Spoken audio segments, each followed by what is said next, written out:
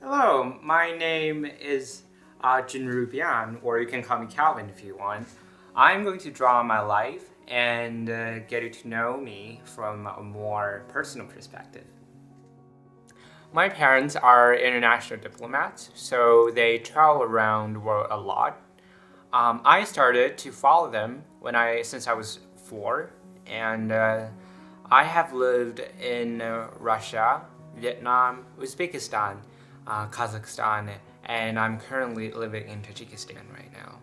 They are very busy, but I understand them because their careers, don't allow them that much free time, and we basically didn't have any parent-child interactions.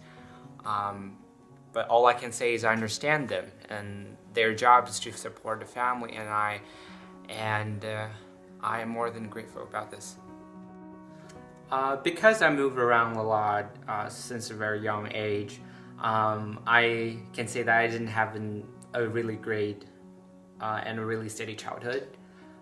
We lived mostly in rented houses, and we didn't, have a lot of furnishings, and the houses were basically empty. And I couldn't find anywhere that felt like a home for me.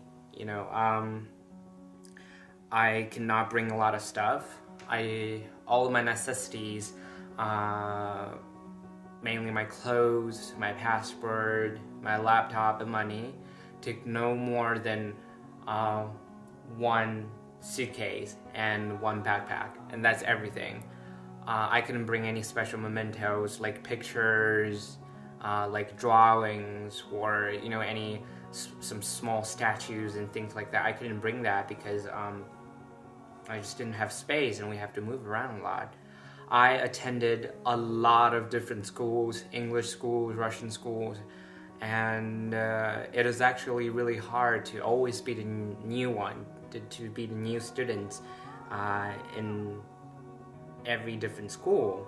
And because of this, I got bullied a lot. A lot of people were like, you're new to school, you don't have any friends, and that really felt bad. And I really didn't make any great friends because I moved too constantly. So let's say my younger childhood was pretty much miserable. Because of all these bad consequences of traveling around, I felt really bad about myself and generally my life. I didn't care about anything. I didn't think about my future. I didn't take my study in the schools really seriously because I felt like, I'm pretty messed up, and moving this constantly really messed up my life as well. So it's like my life was full of nopes. Nope, nothing. Nope, I don't care. Nope. So that's pretty much everything, how I felt before I was 12. Things didn't go really great, and I was pretty much the bad kid who didn't study, who didn't talk much, and have a really negative attitude towards my life. When I was 12, I received really bad grades for my courses, and the teachers were actually suggesting my parents to let me drop out from the middle school I was staying in. They said they really couldn't do anything to me with my attitude towards my life. And that hurt my parents' feelings. That hurt my feelings somehow as well.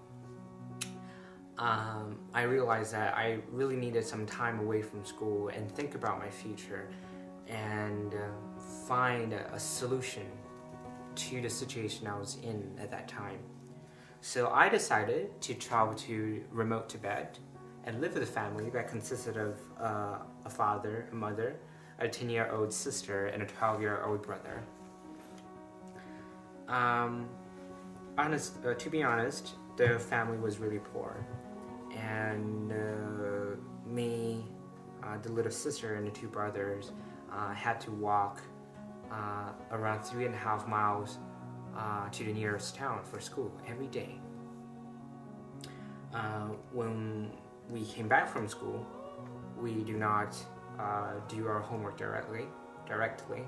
We had to do our chores. We had to feed the cows and pigs and chickens. We had to fix the fences that never actually seemed to work.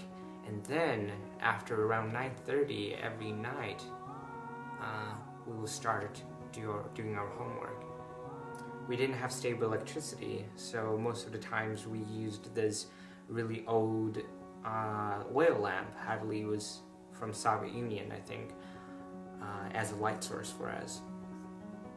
So I lived with them for 2 months, and my experience with them, my encounter with them, made me realize that, wow, there are a lot of people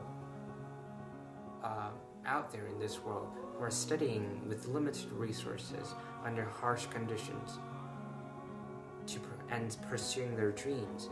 And there was no reason for me, because I had a really good middle school. The middle school was around 10 minutes walk away from my house. And then I realized that,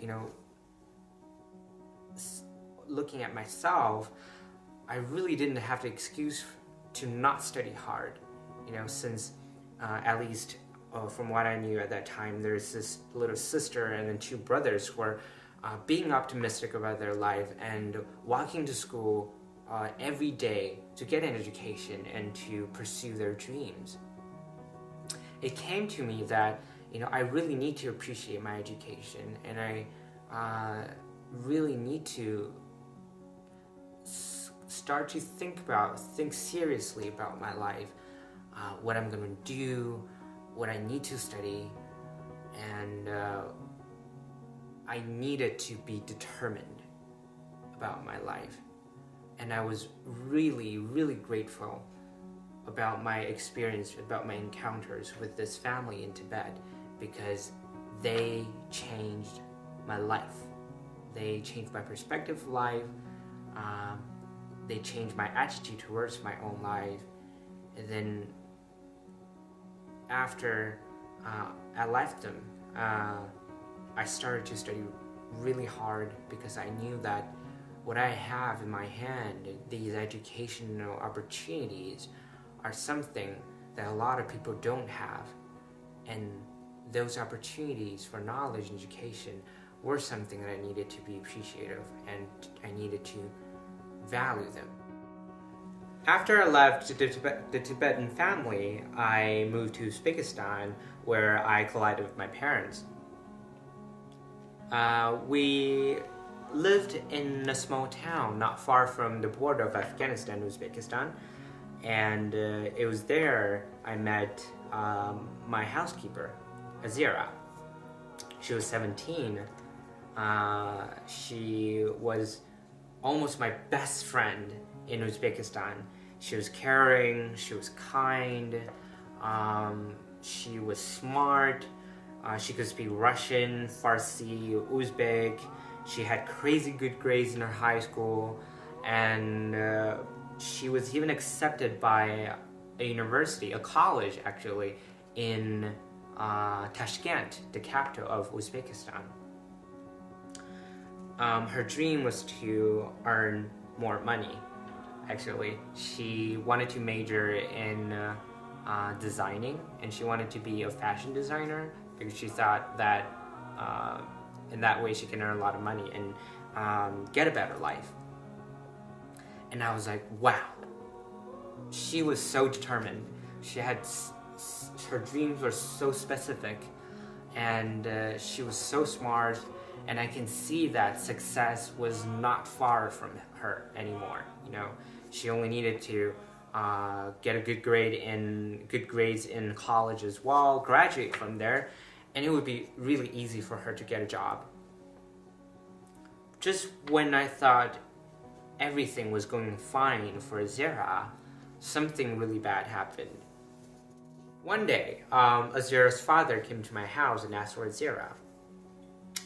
he told Azira that she is already 17 and he need to marry Azira to this Afghani man. This man from Afghanistan already paid her father for this marriage, so Azira couldn't resist and could not say no. You know how the story went afterwards. Azira was forced into this marriage. She was forced to get married. Everybody was shocked. My parents were shocked. My mother even cried a lot because Azira was such a talented student, and we as an outsider can see her future. But because of the marriage, this young marriage, shattered her dreams and her future.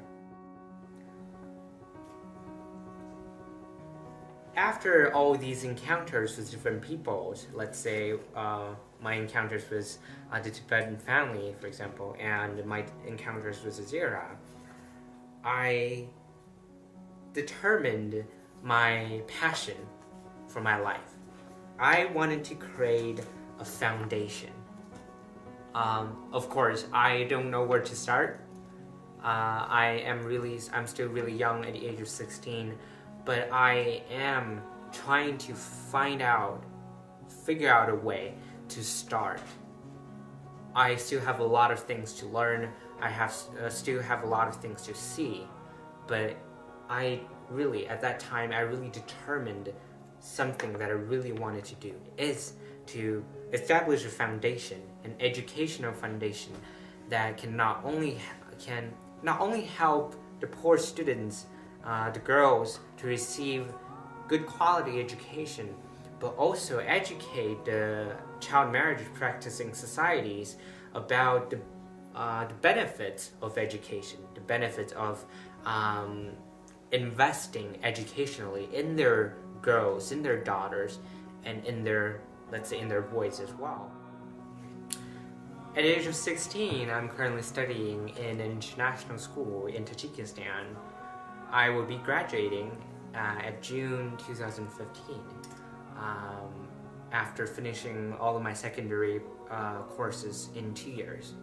It was possible.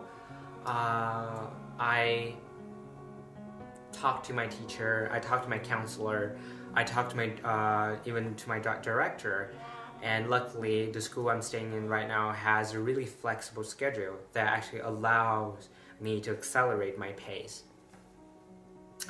The reason I'm doing this is that I realized that there was no excuse for me to study hard, and all I can do for myself is to study hard. And things are really looking great. I'll be graduating on time. And of course, I haven't been only studying. You know, I have been doing a lot of volunteer work that is related to my dreams and what I wanted to do in the future. For example, I am currently volunteering in an orphanage and raising funds and supplies for this orphanage with the Chinese embassy. I can feel like all I am doing right now is just for a dream, for my passion, for what I'm going to do in the future, and I feel really happy about my life right now. Not like what I felt about my life when I was 12. I feel like I have collected myself together, and I feel like I'm really ready for my future. I still think that this foundation is the right thing for me to do right now, even though I don't have much experience yet. I'm working really hard to find a way to get started with my dream. And I believe that pursuing an higher education in a more advanced institution is the correct way to do. So I'm currently applying to universities, and I hope that in the university that I'm going to be studying in, I can receive enough education, I can receive enough knowledge and stimulation and encouragement for me to really get started with pursuing my dream. I wanted this foundation of mine in the future to not only help the poor students in the developing world getting their education, but also helping the girls in the developing world to understand the importance of education, and let them decide about their own life and their own marriage. Of course, that really requires the foundation to educate the parents and to let them understand the bad consequences of child marriage and the good benefits of education as well. And it really requires a lot of work, but I think it will be worth it. It may take 10 years, it may take 9 years for me to really establish this foundation, but I believe everything I do for this foundation will be worth it. And I really look forward to one day that hopefully with my work and with this foundation, more students can have schools closer to them, more girls can decide about their own education, and more parents can support their children, whatever sons or daughters, with their dreams and education. I might not have a really steady childhood.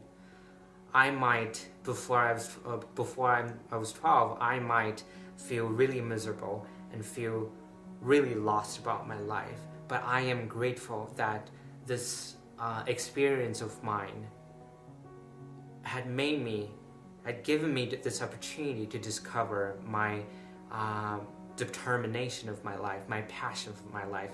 And I'm really happy that right now I know what I want to do for my future. Special thanks to my best friend Edward for helping with the video.